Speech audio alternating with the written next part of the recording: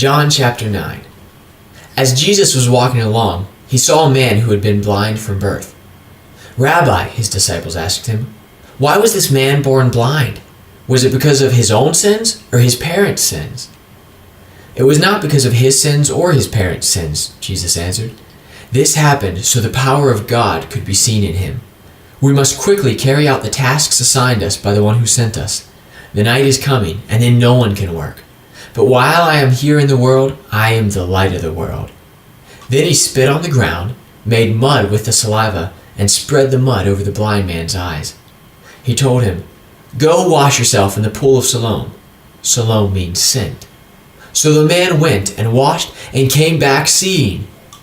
His neighbors and others who knew him as a blind beggar asked each other, "Isn't this the man who used to sit and beg?" Some said he was, and others said, "No, he just looks like him." But the beggar kept saying, "Yes, I am the same one." They asked, "Who healed you? What happened?" He told them, "The man they called Jesus made mud and spread it over my eyes and told me, 'Go to the pool of Siloam and wash yourself.' So I went and washed, and now I can see." "Where is he now?" they asked. "I don't know," he replied. Then they took the man who had been blind to the Pharisees, because it was on the Sabbath that Jesus had made the mud and healed him.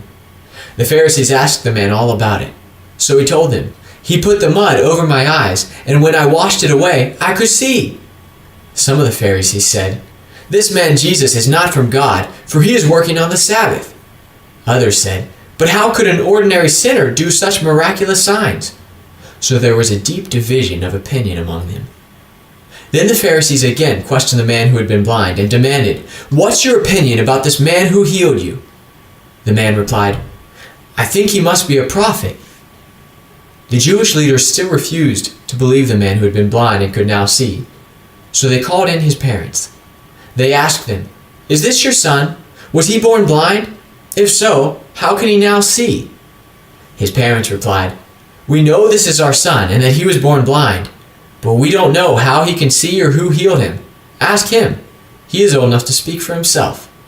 His parents said this because they were afraid of the Jewish leaders, who had announced that anyone saying Jesus was the Messiah would be expelled from the synagogue. That's why they said, "He is old enough, ask him."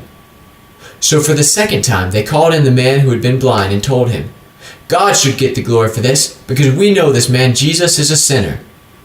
"I don't know whether he is a sinner," the man replied, "but I know this, I was blind, and now I can see." "But what did he do?" they asked. "How did he heal you?" "Look," the man exclaimed, "I told you once. Didn't you listen? Why do you want to hear it again? Do you want to become his disciples too?" Then they cursed him and said, "You are his disciple, but we are disciples of Moses. We know God spoke to Moses, but we don't even know where this man comes from."